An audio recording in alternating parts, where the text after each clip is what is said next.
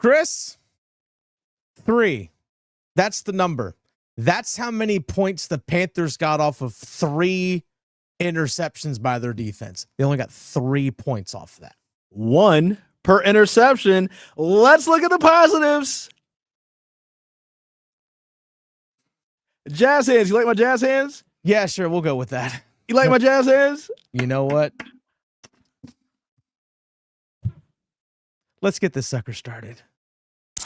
Get dialed in, Panthers fans. Here comes an in-depth look at your team. Exclusive interviews. Locker room insight. Let's huddle up for Panthers Playbook. Presented by Wake Orthopedics, a Wake Med physician practice. Here are your hosts, Dennis Cox and Chris Lea. Welcome back to another episode of Panthers Playbook. That's Chris Lea, Dennis Cox here with you late on a Monday night. Panthers Playbook sponsored by Wake Orthopedics. Again, leave your thoughts in the comment section on this 20-9 loss by the Carolina Panthers to the San Francisco 49ers. And Chris, the thing that popped into my head watching this game, looking at this game after the fact, the inconsistencies of this Carolina Panthers team this season showed through massively today. Inconsistencies in terms of their quarterback play, inconsistencies with their play calling and game plan from their head coach, even sometimes the inconsistencies of their defense, but the inconsistency in the good way. But 3 turnovers by your defense, including a couple that set you up in prime scoring opportunity, and you only got 3 points out of it. Make it make sense, Chris. I just, the inconsistency of this team is so frustrating this year. First off, let's talk about coaching. Dave Canales told us plenty of times, this is a team that's going to run the ball first. They had a total of 13 attempts on the ground, and 4 of those were Bryce Young scrambles. So you called 9 running plays and 29 passing plays. Now, some people will say, but Chris, they were down. They're trying to come back. You got to pass a little bit more in those situations. Yeah, but also like at the beginning of, like, I guess when we texted about this in the first half, it was 6? And there was only 3 in the second half after that. So 6 in the first half and then 3 in the second half. Like, you still could have came out in the second half as you were only down 10-3 with some runs to help control the game, to get back into the game, which is what you did versus Miami. Your first play was a 17-yard run by Rico Dowdle, but then you had the scramble by Bryce Young, but they also had a 10-yard penalty right after that. So all of a sudden you're at 1st and 20, and then you end up punting just a few plays later. So they're self-inflicted wounds that and then even opportunities where you had to run the ball. Even, like, for example, when Bryce Young threw the interception, he easily had a path to run the ball himself. But, I mean, Dave Canales said after the game, he goes, it's a pretty aggressive play call. I felt like if we didn't convert there, we still had chances to run the ball or just run the ball. Well, let me finish my point. Go on. And then you talked about the inconsistencies from the quarterback side. And ladies and gentlemen, there's a reason why that myself nor Dennis Cox jumped out the window along with everybody else when Bryce Young had an amazing day, career day, 448 yards. Will not take that from him. He had a great day. But also, we said it could potentially be an outlier. What are you going to do to show some consistency? And we saw a regular Bryce Young game, 18 for 29 for 169 yards, 60.8 quarterback rating. It kind of is what it is. It like, this is who he's shown that he's been. Yeah. And you know what? Tetteroy McMillan didn't help him out a lot. And I will say this, Tetteroy McMillan with the drops is really who y'all think Xavier Legette was with the drops. But I'm not saying I want Tetteroy McMillan off my team because he's young. He's going to go through it. Jamar Chase went through it his rookie year. He's going to work through it and all that. I'm cool with him. Like, I expect this guy to be on this team for a long time. I just want people to kind of chill out on XL a little bit and look what our other number 1 or first round pick is doing. And then just overall on offense, it doesn't, again, the defense played so good and there's nothing that the offense could do to help them out at all. Like, there is a chance if you were a good enough offense, there is a chance that off of these turnovers, you could have been up 21-10 at half, just off the turnovers alone, if you just punted the other couple times. And it was just really unfortunate to see that hard work just go for naught. The defense really tried to keep everybody into it. And even with that, Bryce Young with his 2 interceptions, one shouldn't have been, and we can agree to that. Like, one should have been pass interference because McMillan was held at the top of the route. And so he would have been there to catch that ball. I have a thought on that, but go on. He would have been there to catch that ball. But other than that, like, this is just what happens. I think this is one of those games where Bryce Young had a really good game the week before, comes back to earth this week. That seems to happen with him. I think Dave Canales, had a really good game last week, came back to earth this week. The San Francisco 49ers, look at them. Look at what they did. Look at the method to all their madness on offense. They held the ball for so long. I mean, what was that? Let me look at it really quick. I'll pull it up here real fast for you. The time of possession of the game was 37 minutes and 42 seconds for the San Francisco 49ers. So 15 and a half minutes more. What the Carolina Panthers say they want to be is what the 49ers are. Yeah. That's true. That's exactly it. And if we never traded Christian McCaffrey, well, that's a different conversation for another time. That's a different conversation another time. But I think just going back specifically to this game, the opportunities were there at the beginning of this game for this Panthers team. But you had a chance to tie the game early on, but you threw an interception on 1st and goal from the 1-yard line. And to me, that was the backbreaker. Even though it was early in the game, it was a backbreaker. But the game was a 1-possession game until the middle part of the 3rd quarter. It was a 1-possession game the entire time. And then even when you got down 17-3, you come down and your offense finally gets a little something going. You score, you make it 17-9. And then they had the penalty against San Francisco on the PAT as opposed to keeping it 17-10. Hey, you got a chance to move the ball to the 1-yard line and go for 2. So you elect to go for 2 from the 1-yard line. But you still call a pass play. You still call a pass play. But here's the thing that kind of blows my mind. Again, I'll put this one on Canales on this situation. Is that on that pass play on the 2-point conversion, when you are at the 2-yard line or the 1-yard line, that pass doesn't, the 1-yard difference doesn't really matter in the pass play in that regard. It just doesn't. So then why didn't you, if that was going to be your play call on a 2-point conversion, why didn't you just go for it anyway? If that was going to be your play call from the 1-yard line, like you said, Chris, this team wants to be, hey, we want to run the rock. We want to be a run first heavy football team. Well, then be that. They didn't show that on a consistent basis tonight.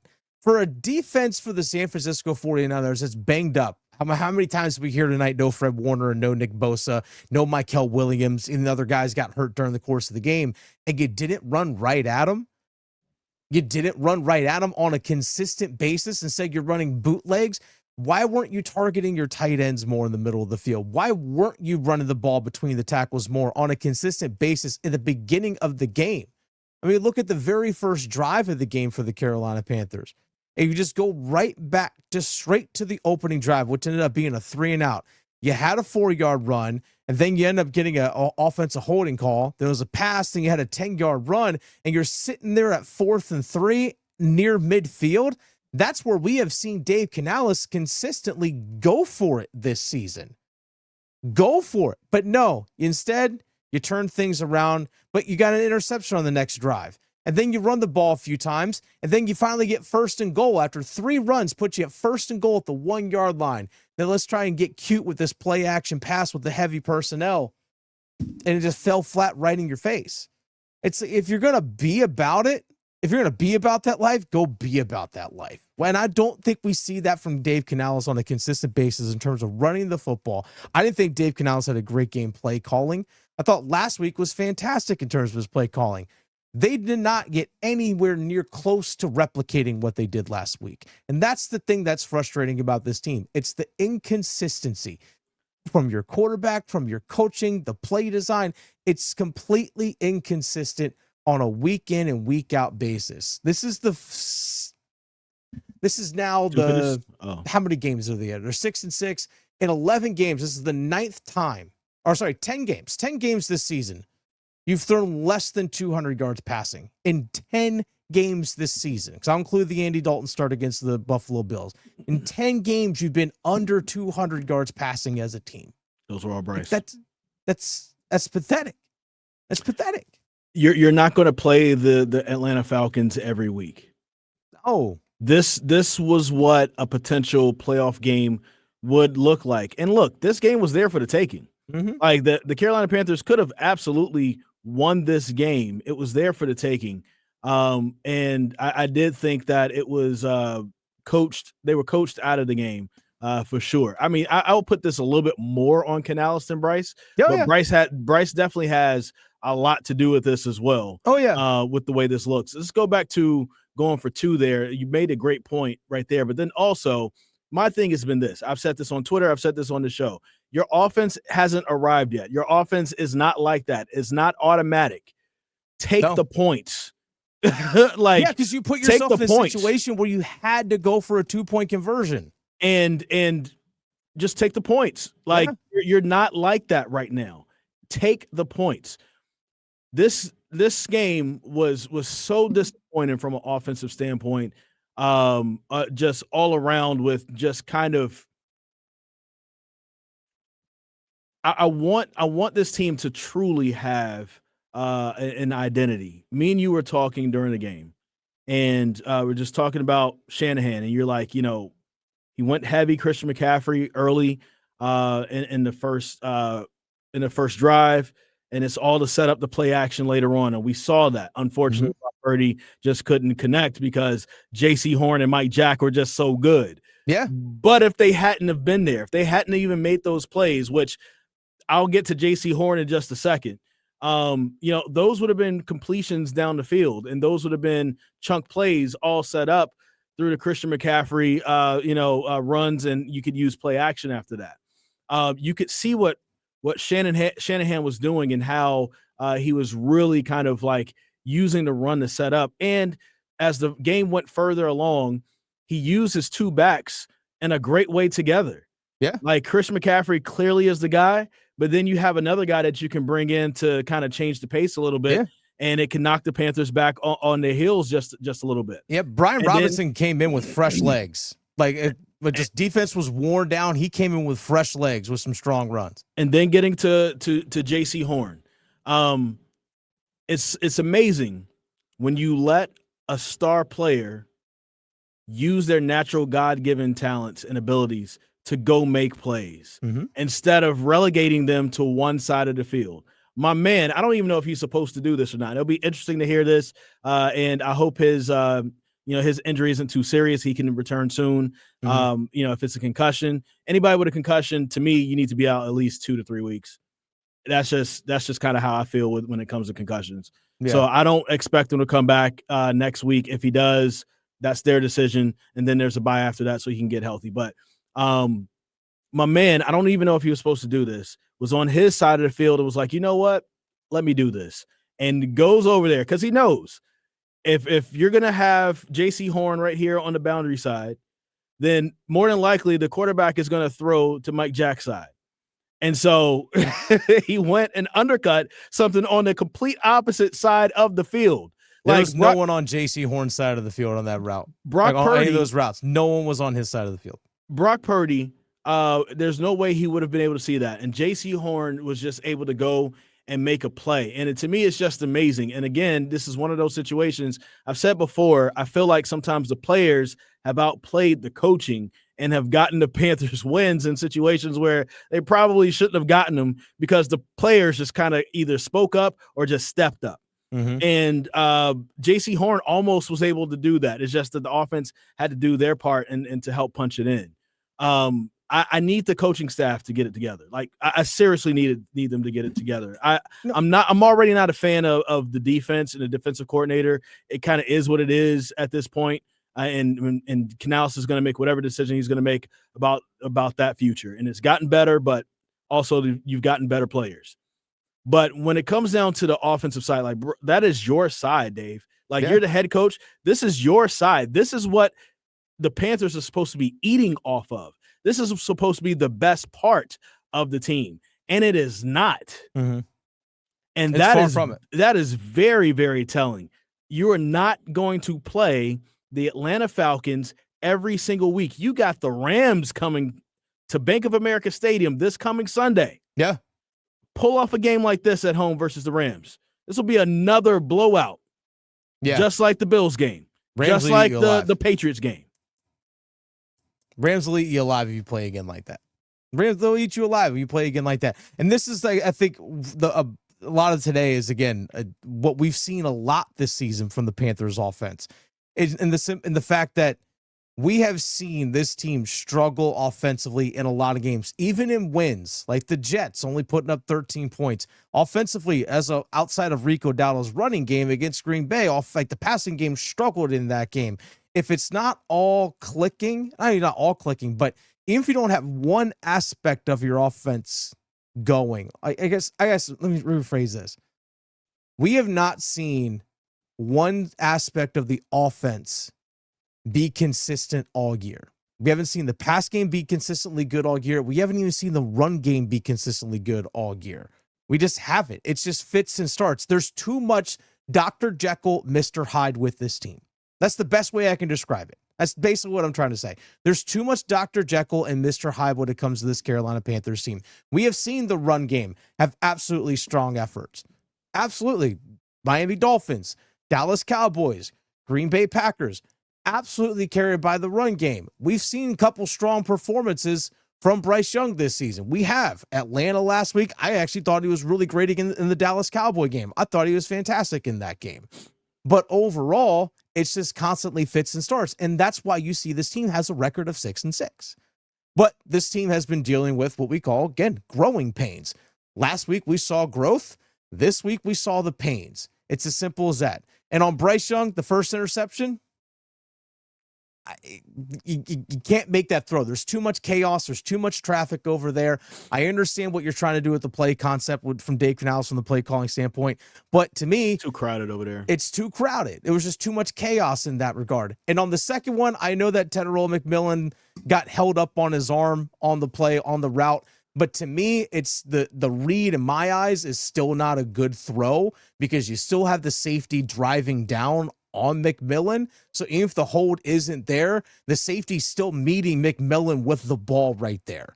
So to me, it's still not a great read, even though the penalty should have been called. I'll fully acknowledge more than one thing can be true, but you can't wait till you're down 14-3 to get your offense going. You can't just wait. That's the thing about this team that's so frustrating offensively. It feels like, all right, if we get kind of close, then all right, late in the game, we'll kind of get our offense going a little bit and we'll give ourselves a chance late, and then we'll see if we can go win a game. You can't sustain that. You just can't. You simply can't. You had every opportunity in the first half as an offense to potentially bury the 49ers early. And you did squat with it. I'm sorry, you didn't do squat. You didn't do with it. You didn't do crap. 3 points off 3 turnovers. That's it. 1 point per turnover, though. 1 point per turnover. Yeah, and that's garbage. Here's another thing to point out about the running game. 5.3 yards per carry. Rico Dowdle had 6.3 yards per carry.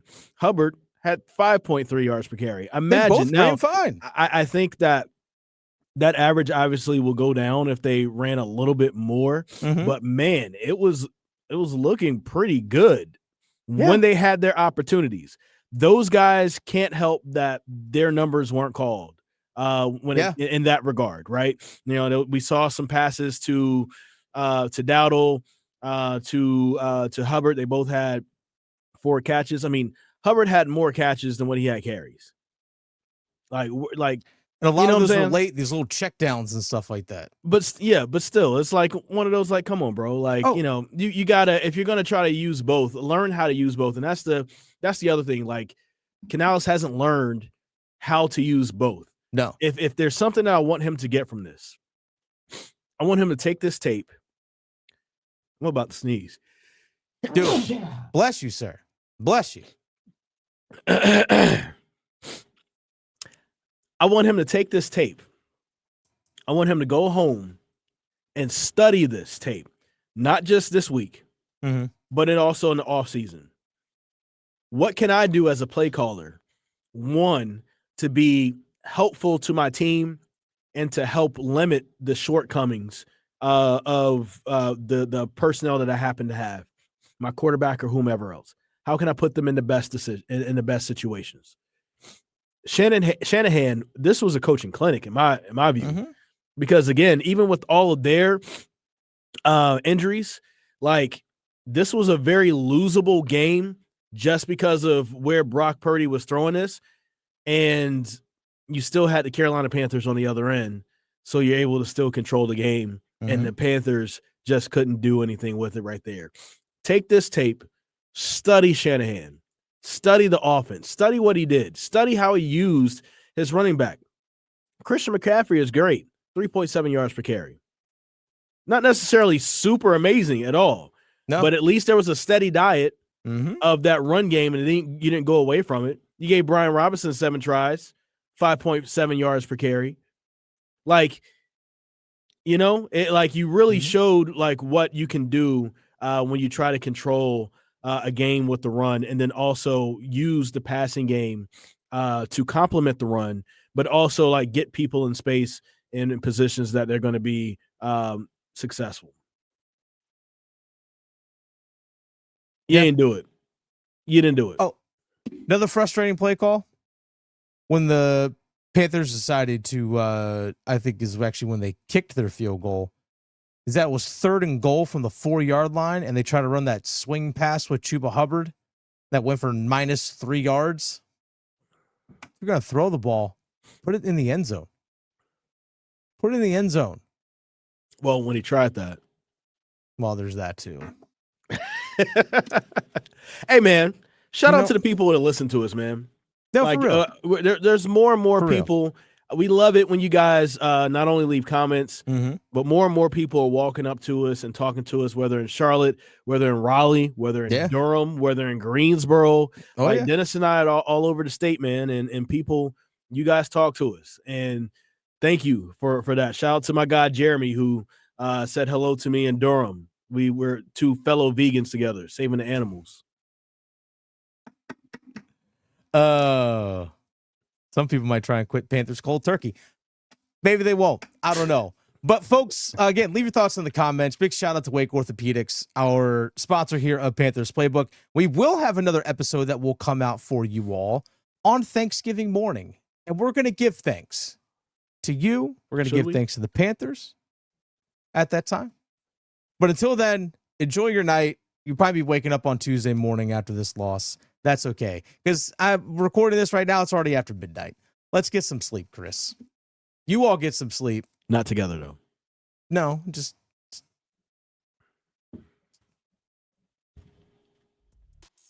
We'll see you all on Thanksgiving. Sorry.